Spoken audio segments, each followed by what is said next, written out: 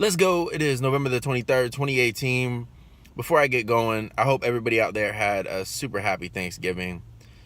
I haven't had really any energy to want to put into talking about the Bucks, just to be honest, because it has really been like a broken record for me, right? I could just say the same things over and over and over again.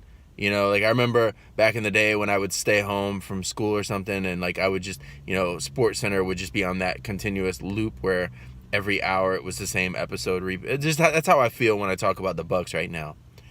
So I haven't really wanted to put any energy into talking about them, but at the same time, I don't want to completely just disappear here because I do have some things I want to talk about. Specifically, I look at a team like the Rams and Jared Goff. Now, I'm bringing this up. I'm not going to go too far on the rabbit hole when I'm talking about that team, but I'm bringing this up because I think it has a lot to do with how I feel about our coaches. I look at that team, and I look at Jared Goff when he was with Jeff Fisher in that offense. And honestly, when he came out and I watched him that year, I thought he was going to be a complete bust. I didn't think he was going to do anything in the NFL, and I thought in 5 years he'd be forgettable. In fact, I thought so much in that way that anytime somebody compared him to Jameis, I turned my nose up. Like, yeah, right.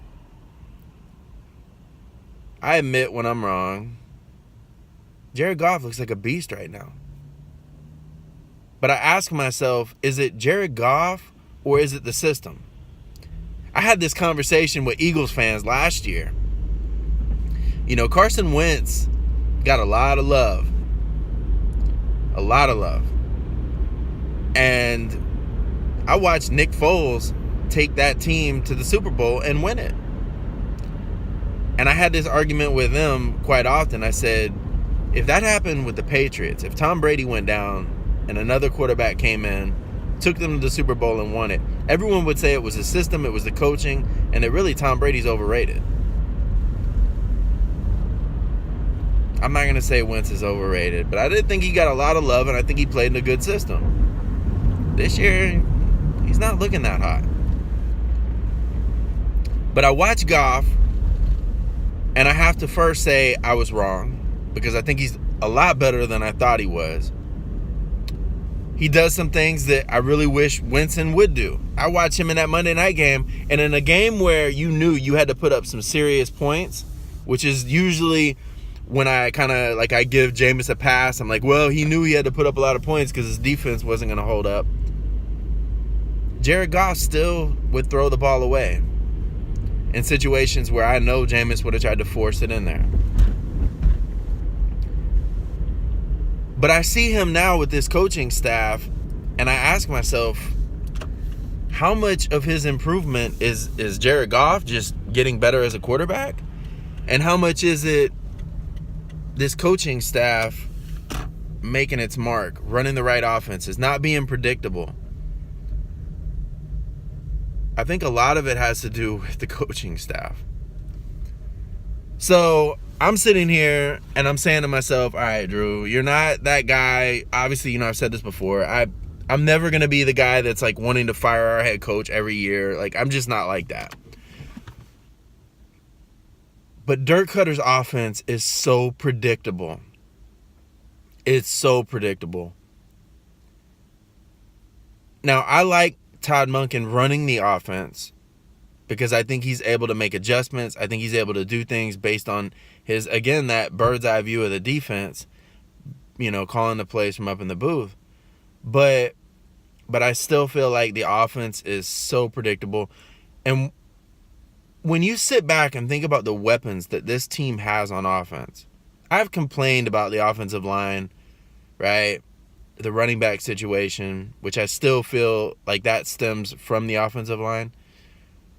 But when you look at what we've got for receivers on this team, going into this year, just sit back and think about what we had coming into this season. It's ridiculous. There should be no way in the world that we're not putting up unbelievable numbers. And to be fair, we did put up some really good numbers. We were ranked number 1 there for a while. But there's no excuse. And I feel like when I watch this team, they're able to put up serious numbers, which is what saves Dirk Cutter. But I start to wonder, is Dirk Cutter's offense really built for the long haul? Is it built for when it's cold outside? Is it built for the playoffs? Going back to him in Atlanta, I don't know, man. I don't know.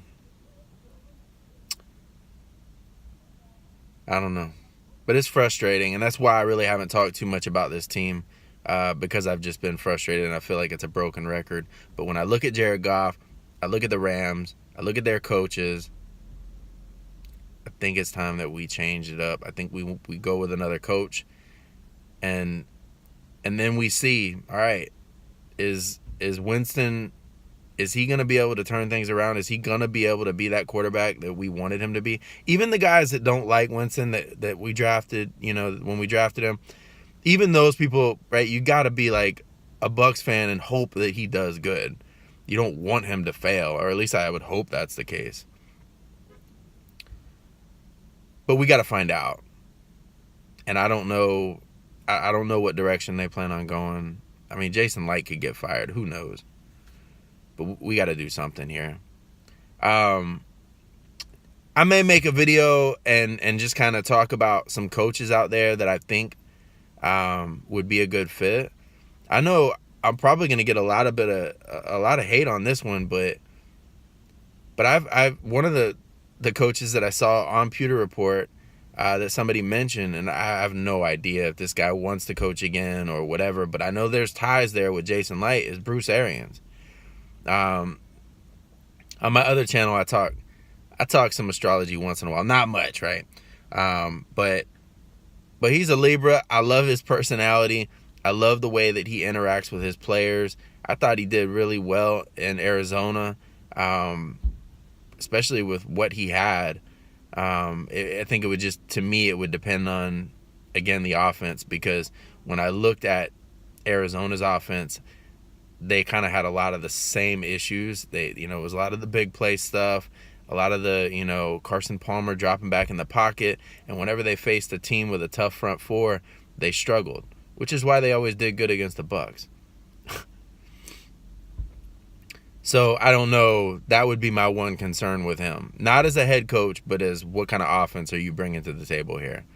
That would be my concern with him.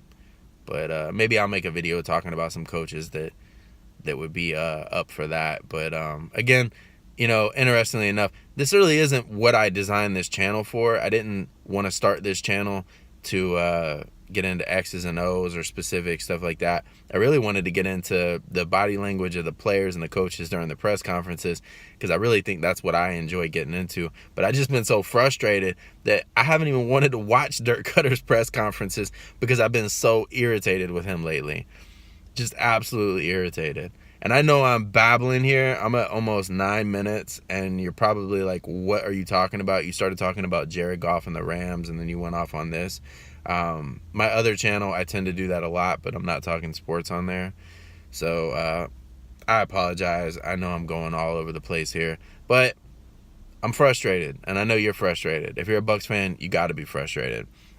So we'll see what happens. We're playing the 49ers this week. Are you hoping that we just lose going forward? I asked this question in my last video, but are you hoping we just lose, or is there any stake in it for us to somehow, right, do well going down the stretch? Obviously, I'd like to see the team do well going down the stretch. I remember, going back to the Dungy days, and his first season when we finally kind of started turning things around at the end of the year. I felt like that momentum carried us into the next season. I don't know. I don't know how I feel about that, because I've seen us a couple of years now where we felt like we had some kind of momentum going into the next season, and it did nothing. So I'm going to keep grinding. I'll keep moving forward. I always trust the process. I don't know how many years I'm going to say that for the Bucs, though, but we'll see. I'm out.